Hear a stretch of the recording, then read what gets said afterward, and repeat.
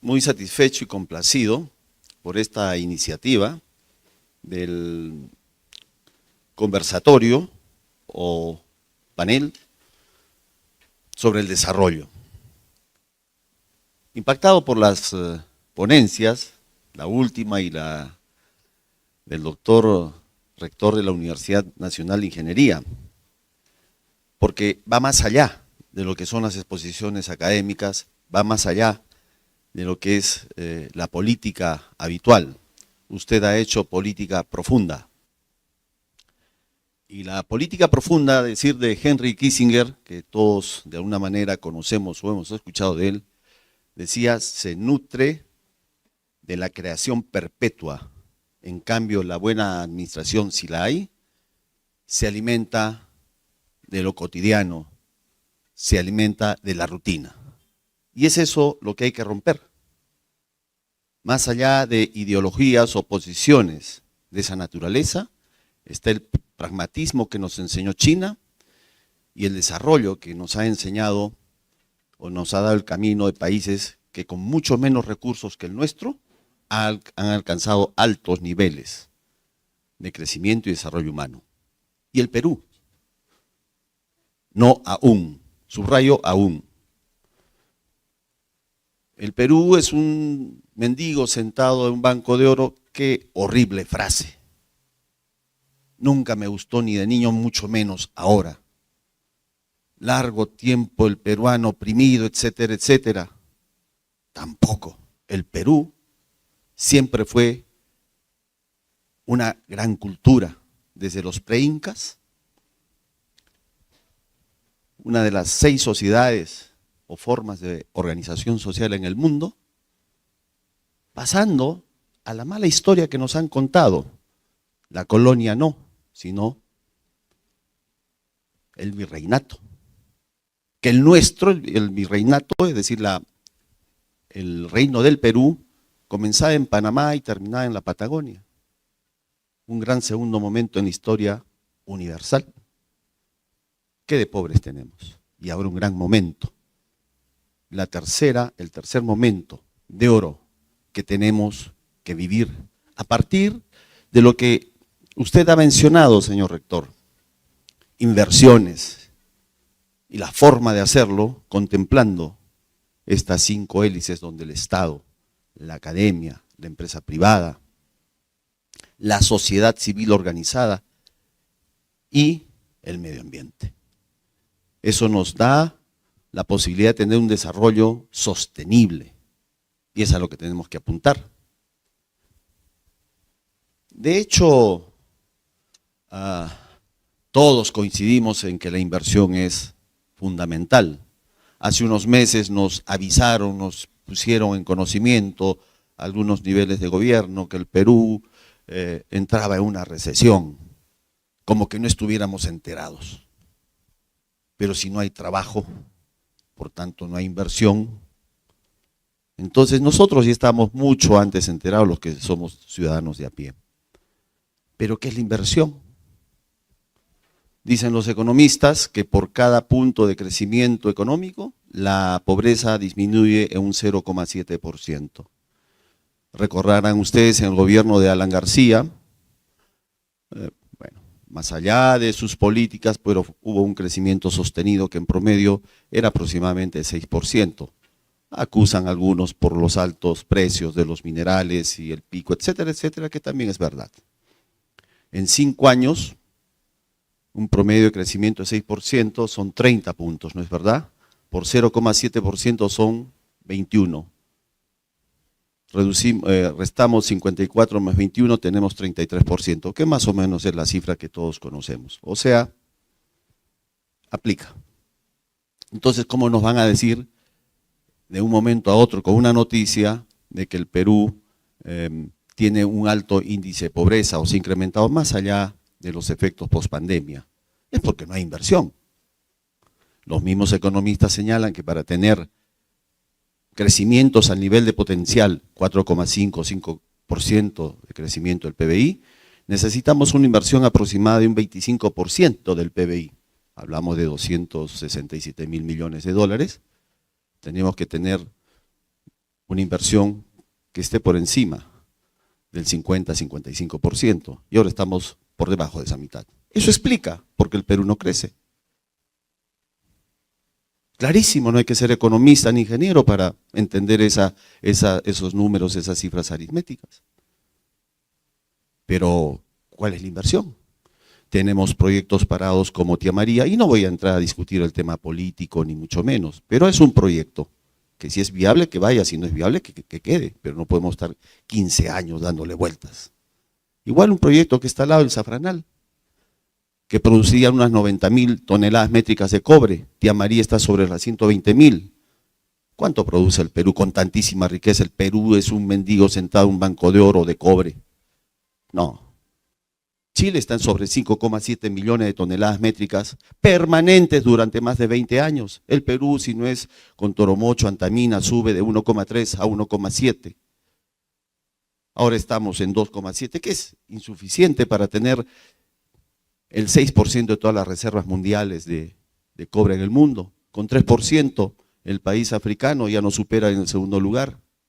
¿Y qué hacemos nosotros con nuestras riquezas? Con toda la tecnología, con toda esa sensibilidad social, con todos esos deseos de volver a ser tener un momento de oro, como lo hemos tenido, como señalé, pre-inca durante la conquista y ahora en esta época contemporánea.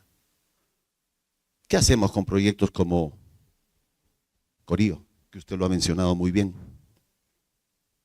Y Corío no es un puerto más.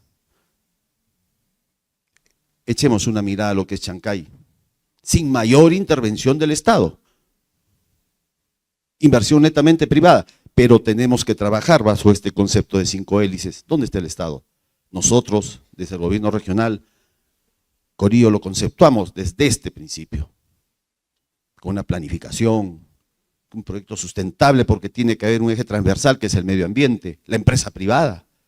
¿Quién si no, preguntemos a China, quién si no levantó a ese país desde el año 1978, cuando entra Deng Xiaoping y mantiene una nación con una economía capitalista y bueno, una política comunista? Pero ahí están los resultados, han sacado más de 600 millones de pobres o personas de la pobreza, gracias a la inversión. Más de 750.000 millones de dólares de inversión directa extranjera. Crecimientos hasta los 2 dígitos, sostenibles durante más de 10 años. Crecimientos promedios por encima del 6%. Eso es reducción de la pobreza, eso es crecimiento sostenible. Tenemos grandes intelectuales, profesionales, existe el capital no solo social, sino intelectual para hacer nuestro país una nación desarrollada. Nos van a cambiar ese chip. Eso que desde niño cantamos, largo tiempo el peruano oprimido. ¿Cuándo fue oprimido? Que hubo cosas, por supuesto, en todo el mundo. El peruano no ha sido nunca oprimido. El peruano es reconocido en el mundo por su capacidad de emprendimiento, por su resiliencia. ¿Cuántos presidentes han pasado estos años? 5 en 6 años y el Perú no cae. 12 años de terrorismo y el Perú no cae. Corrupción profunda y el Perú no cae, gracias a nosotros. Y no va a caer, pero no nos contentemos con ese estatus, ese estado de confort. Aprovechemos los recursos que tenemos de manera sostenible, inteligente. La Universidad Nacional de Ingeniería, por poner un ejemplo, porque no es la única, la Universidad Nacional ha crecido enormemente, tiene un gran nivel. La universidad privada también, pese a todo aquello que en el Congreso hacen para echarse abajo algunas instituciones que regulan la educación universitaria o educación superior, pero igual, seamos optimistas. Tenemos Corío y vamos a pasar un video que va a explicar mucho más de lo que estoy diciendo, de que Corío no es un puerto más, sino es un punto de partida, un punto de inflexión para que nuestra nación se constituya como el principal país de la costa occidental del Pacífico, con una gran plataforma logística porque mira hacia la cuenca del Asia, mira a esa cuenca donde están el 62% del PBI mundial. El Perú tiene 22 tratados de libre comercio. Algunos piensan en ir a desandar lo andado. ¿Qué significa eso? 54 economías que explican el 83% del PBI mundial. Y estamos a puertas de hacer otro tratado de libre comercio con la India, casi 1.500 millones de habitantes, y vamos a pasar a tener ser parte del 90% del PBI mundial. Perú tiene que verse como una potencia, en potencia, valga la redundancia, porque podemos ser. Tenemos condiciones geomorfológicas en nuestra costa occidental que nos puede posicionar o nos va a posicionar como el gran hub logístico, donde vamos a subrogar o reemplazar las rutas que actualmente hacen cabotaje desde San Antonio, pasando por todos los puertos de Chile, El Coronel, Valparaíso, Antofagasta, puertos del Perú, que también van hacia Long Beach o a Manzanillo, igual Ecuador y Colombia. Ahora vendrán a Chancay, porque Chancay es una realidad, y Corío va en ese camino. Es decir, tenemos las condiciones geográficas y geomorfológicas. Vale decir que la batimetría, la profundidad de aguas, que es fundamental, importante en la navegación moderna, porque los grandes buques que desplazan, por ejemplo, 400.000 toneladas métricas, tienen una eslora de más de 400 metros de longitud, de proa a popa, una manga que es el ancho de 60 metros, que no pueden pasar por el canal de Panamá, y un calado de 22 metros. No van a llegar a puertos medianos, mucho menos a los pequeños. Chancay está con 17,8 metros de batimetría, Corío está en 28. Son complementarios, no compiten, porque la idea es ser un hub portuario en la costa occidental del Pacífico y que las rutas actuales que van a Norteamérica y a México vengan al Perú. La equidistancia nos favorece, y no solamente de cara al Pacífico, con los puertos del Pacífico y las economías del Pacífico, sino el gran Brasil, que es la octava economía del mundo, que desplaza más de 80 millones de toneladas métricas y negocia con el Asia más de 162.000 millones de dólares. El Perú está en ese punto de equidistancia y Corío está cerca a ese centro de producción. 80 millones de toneladas métricas de soya anuales que produce Brasil, 25 millones de toneladas métricas que produce Bolivia, acá cerca. Usted, señor rector, en su exposición dio un enfoque de política profunda. ¿Y qué significa eso en términos prácticos? Hubo una discusión profunda también con la gente del APN, o el directorio, de que ellos consideran pues carga en la medida que haya conectividad, concepto teórico. Ellos consideran la posibilidad del puerto Corío en la medida que haya carga suficiente interna. Oiga usted, mire al mundo. Vea el mundo, actúe localmente, pero con una mirada al mundo. Geopolítica. Analicemos lo que ocurre en el mundo desde la perspectiva social, económica, política, con relación a nuestro territorio como fuente de poder. Eso es lo que tenemos nosotros. Estamos en el centro de Sudamérica, punto de convergencia del norte y del sur. Y estamos al frente del Asia, del arco del Pacífico, donde subrayo está el mayor porcentaje del PBI del mundo y por muchos años más. China ya está tejiendo su collar de perlas, que son los puertos, los enclaves, en la nueva ruta de la seda, ya que ellos le llaman el One Belt, One Road, un camino, una ruta. Estamos dentro de ello. No podemos negar que ya están los chinos acá en Chancay, y está un poco más abajo en Marcona, con Jinsai Mining. Si vienen acá a Arequipa, quien venga con plata limpia y buena y que nos haga crecer y desarrollar, no estemos en disquisiciones de naturaleza ideológica que nos lleva al atraso, sin mencionar países porque no quiero hacer política ligera.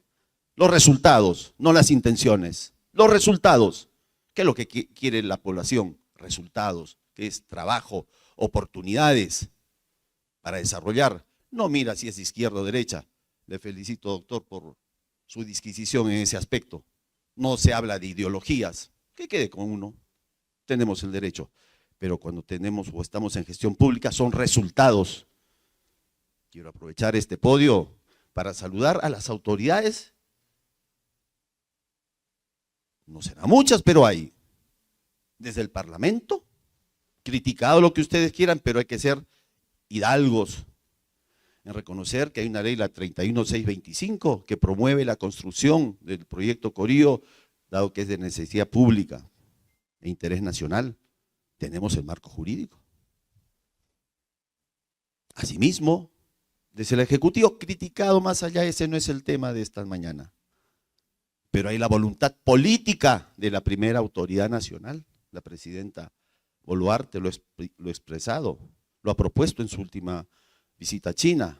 Como no, el gobernador regional de Arequipa, el doctor Roel Sánchez Sánchez, a diferencia de muchos otros actores en diferentes gestiones que no hicieron sino manosear el proyecto, para no ser mezquinos, algún avance han tenido. Bueno, pero es en esta gestión que se toma la decisión política directa de emprender un trabajo serio y concienzudo para que Corío sea una realidad, y en esa tarea estamos.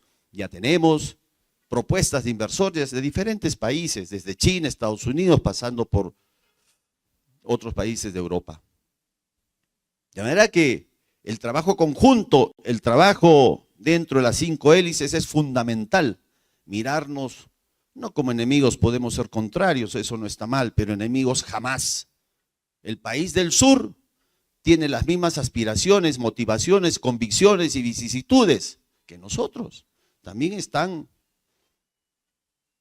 con el emprendimiento de potenciar San Antonio, que es uno de los puertos más importantes que tiene Chile, que con casi 5 millones de TEUs. Chancay, para que tengan una idea, arranca con 1 millón de TEUs, con proyección a más, inversión de 1.300 millones de dólares. Pero Chile ya empezó potenciando sus puertos, pero nosotros les hemos ganado. Y aquí nos criticamos. En Chile aplauden las decisiones y todavía llaman políticas de Estado. Bueno, nos viene bien. No es tan cierto, pero nos viene bien. Pero acá nos criticamos más de la cuenta. Es el deporte que nosotros tenemos y nos ralentiza el desarrollo del crecimiento. Invito desde este foro, con todo respeto, a ustedes profesionales, a que contribuyamos independientemente de quién nos gobierne, local, nacional o regionalmente. Independientemente de eso, el Perú es uno solo. Cuando salimos al Perú, los que hemos tenido la suerte de hacerlo, hablamos del Perú, no hablamos de Arequipa, de Lima, etcétera. Y nos duele cuando hablan mal del Perú. Bueno, yo no quiero abusar del tiempo porque el pequeño video que se va a pasar también es de 2 minutos y algo. Yo solo quiero acotar de que tenemos una gran posibilidad de ser un país desarrollado. Creámonos esa historia. A pesar de la corrupción, a pesar de malos gobiernos, a pesar de todo lo que sabemos, el Perú sigue siendo una estrella en Latinoamérica y en el mundo. Andamos cuestionando la Constitución. Claro que tiene muchas cosas que mejorar, pero reconozcamos las fortalezas que algunos puntos de esa Constitución nos ha dado. O sea, seamos sensatos. Hacer daño al gobernante o criticar de más al gobernante de turno es un daño a nosotros mismos. Pero subrayo lo que usted ha dicho y muy bien.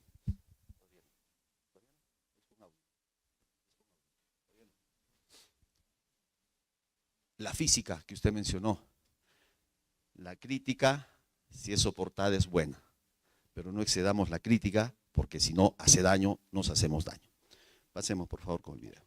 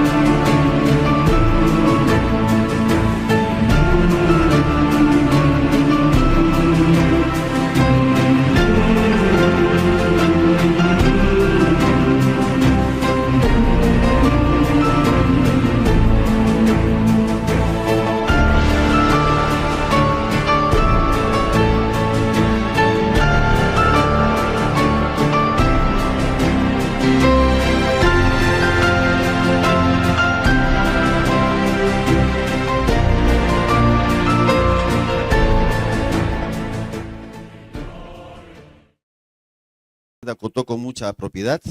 Singapur, hace 60 años, más o menos, era un país absolutamente subdesarrollado. Unos pantanos, un país pantanoso además, pero aprovecharon su posición geoestratégica donde pasan o convergen las rutas en la cuenca del Pacífico, del Asia, y Singapur es una potencia en el mundo. El Perú tiene esa misma condición hoy por hoy. Creámoslo porque es verdad, absolutamente verdad. De manera que tenemos esa gran opción y nos ayuda mucho Chancay. Muchísimo, porque ya tenemos una mirada real de lo que es el mar.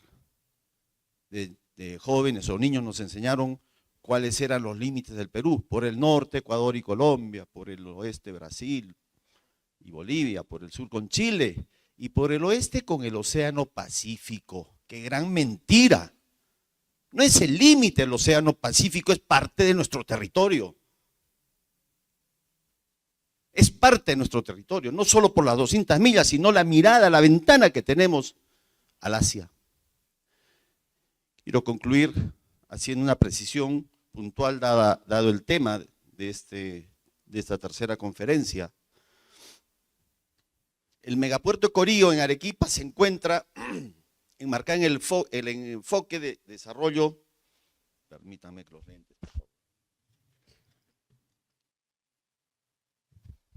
En un enfoque de desarrollo territorial con base en el modelo de las 5 hélices, que implica la interacción y colaboración entre los diferentes actores para fomentar la innovación y el crecimiento sostenible, donde el gobierno cumple un rol fundamental, que es la regulación y planificación, contribuye con implementación de políticas públicas favorables y que faciliten los permisos y licencias, así como la asignación de recursos financieros para la infraestructura. Ningún privado se va a animar en la medida que no tengamos ese pedacito de conectividad que nos falta entre la frontera de Brasil, Asís o por los estados de Mato Grosso, Acre, Rondônia con Puerto Maldonado, porque ya tenemos la conexión desde el Cusco, Puno, Arequipa y la costa. Y algunos técnicos del APN, es testigo, el doctor Jesús Hinojosa, le emplazamos, le dijimos, oiga, o sea, no hay carga en el Brasil porque no hay conectividad, por favor, cambien el chip. Con ese criterio no se hubiera hecho el canal de Panamá, que han tenido que desviar el río Chagres, hacer una laguna, un lago artificial, el lago Gatún, hacer las esclusas que usted muy bien ha mencionado. Han creado una realidad y configuró el mundo moderno por vía marítima. Con ese criterio no se hubiera hecho el canal de Suez. Hablamos de 1890. Y con estas tecnologías y recursos no podemos hacer ese pedacito. Y algunos funcionarios de tercer, cuarto y quinto nivel ponen como obstáculo ese requisito para frenar el desarrollo de nuestra nación. La academia, fundamental, el rol de las universidades que aportan el conocimiento técnico y científico, contribuyen con el mejoramiento y estudios de impacto ambiental, así como tecnologías innovadoras y capacitación de recursos humanos. Mejoran la eficiencia y sostenibilidad mediante la investigación y el desarrollo. La empresa privada, responsable de la ejecución del proyecto, inversión e infraestructura. Contribuye con la provisión de capital y la gestión de la construcción y operaciones de puerto e implementación de tecnologías avanzadas, con el propósito de beneficios económicos naturalmente y aumentar la competitividad del sector logístico y comercial de la región. La sociedad civil, con su participación, que es esencial para asegurar la aceptación social y la sostenibilidad del proyecto. Contribuye con un monitoreo del impacto social y ambiental y tiene el propósito, naturalmente, de el mejoramiento de la calidad de vida de la población y que sus preocupaciones sean consideradas. Y finalmente, la quinta hélice, la protección del medio ambiente, que es fundamental para el desarrollo sostenible del megaproyecto. Contribuye con la evaluación de impactos ambientales e implementación de medidas de mitigación y promoción de prácticas sostenibles. Cada una de estas hélices desempeña un papel vital en la construcción del megapuerto Puerto Corillo, asegurando que se realice de manera sostenible, eficiente y beneficiosa para todos los actores involucrados. Hay una frase y una expresión muy futbolera que dice: sí se puede. Internalicemos eso, porque sí se puede realmente. El Perú es en potencia un país grande y va a ser una gran nación con el esfuerzo de todos nosotros. Muchas gracias.